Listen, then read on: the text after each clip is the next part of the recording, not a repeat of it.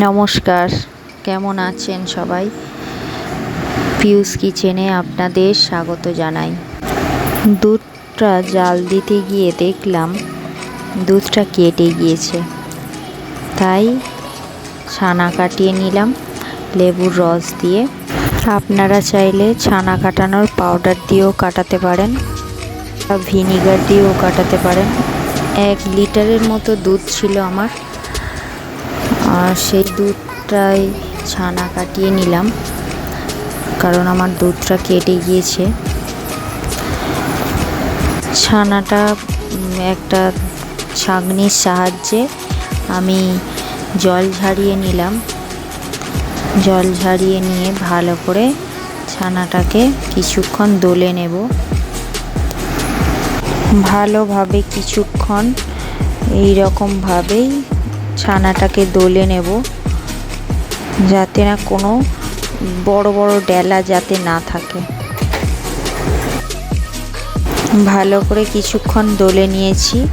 দোলে নেওয়ার পরে আমি ছোট বাটির 1 বাটি সুজি দিয়েছি, আর দিয়েছি 2 চামচ দুধ, গুঁড়ো দুধ দিয়ে আবারও কিছুক্ষণ ভালো করে মাখিয়ে নেব।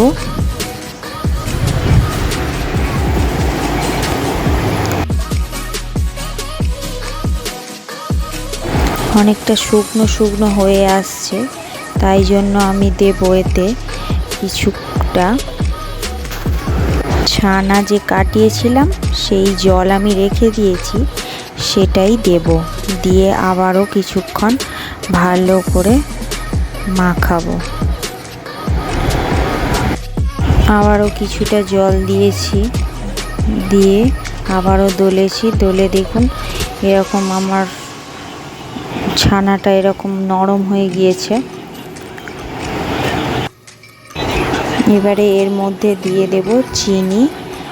আপনারা আপনাদের যেরকম মনে হবে যে চিনি সেরকম কম বেশি করে দিতে পারেন। আমি এটা হালকা মিষ্টি রাখবো, তাই জন্য ওই 1.5 চামচের মতো চিনি দিয়েছি এতে।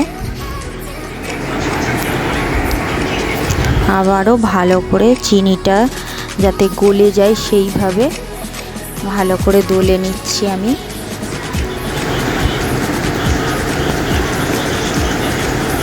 প্রয়োজন হলে ছানার জল রেখে দেবেন, সেটা মাঝে মাঝে দিয়ে দেবেন। দিয়ে এটা খুব একটা পাতলাও হবে না, আবার খুব একটা শক্তও হবে না।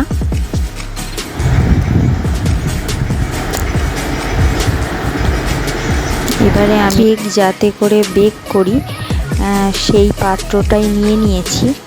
নিয়ে আমি তাতে একটু ভালো করে ঘি মাখিয়ে দিচ্ছি নিচে, দিয়ে আমি ছানাটা ওর ওপরেই দিয়ে দেব।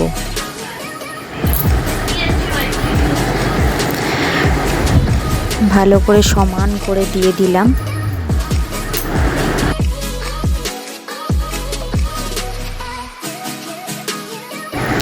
আমি এখানে যে কোনো ড্রাই ফ্রুট নিতে পারেন আপনারা।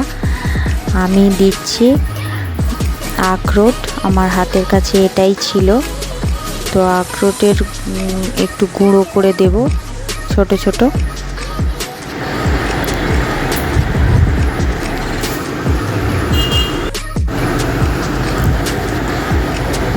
গুঁড়ো করে দিয়ে দিলাম। এবারে আমি গ্যাসের ওপরে একটা কড়া বসিয়েছি, তার উপরে একটা স্ট্যান্ড দিয়েছি, আর তার উপরে আমি যে বেক করব ওই জন্য বসিয়ে দিলাম। আপনারা চাইলে এটা মাইক্রোওভেনেও করতে পারেন। আমি এটা টাইম দিয়েছিলাম ওই 40 মিনিটের মতো। আর ওপর থেকে একটু জাফরানও দিয়ে দিলাম।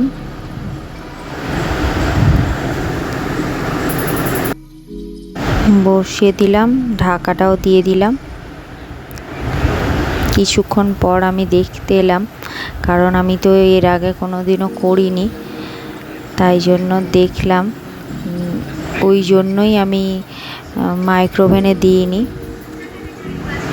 কিছুক্ষণ পরে একটা কাঠি দিয়ে আমি দেখে নিলাম যে এর গায়ে কোনো কিছু লাগছে কি, তো লাগছে না দেখলাম।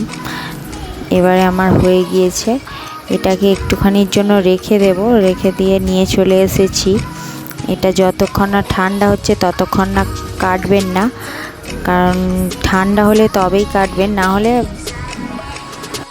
উঠবে না ভালো করে। আমি এইভাবে শেপ দিচ্ছি, আপনারা যে কোনো শেপে কাটতে পারেন।